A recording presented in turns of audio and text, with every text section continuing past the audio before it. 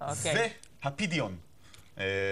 למה אנחנו צריכים להכיר עוד מכשיר עם עוד שמוזר? נכון. מכיוון שהוא, בנוסף לזה שהוא... פידיון פטר חמור אני מכיר. הוא טלפון חכם. קצת מהידע התורני שלך, אתה יכול להשאיר בבית. אני משאיר, מה מביא לי פה פידיון? מה זה צריך להיות? טוב, מילא, לא אמרנו כלום, סליחה סיבה. הוא מכשיר דור שלישי, מצלמה של 1.3 מגה פיקסל, וי-פיי, בלוטות', חיבור USB, מריץ חלונות מובייל. גמרתי לקלל אתכם. הדבר המעניין... יפה. הדבר המעניין שהוא מכשיר מתקדם, שהוא מוקשח. וזה אומר...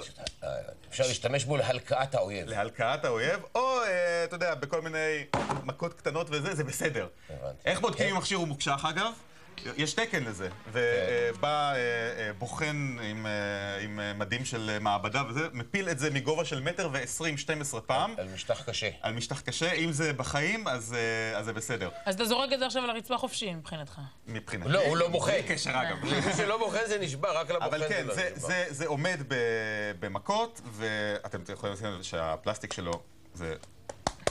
פלסטיק קשיח, זה לא... טוב, אם אתה לא זורק את זה על הרצפה, כמה זה עולה המכונה?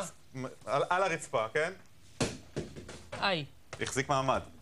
אתה צריך להחזיר את זה לחברה, כמו שאני... עדיין עובד. אגב, גם קצת במים הוא עמיד, עדיין לא להיכנס איתו לבריכה וזה. כמה זה עולה? זה בהתאם לתוכניות שדרוג ברשת הסלולרית. יש נופל מ2 מטר, בטח זה עולה יותר. תודה רבה, גל נדיבי, הייתה פינה מרתקת. באמת תודה שבאת. אני אצלם אותך.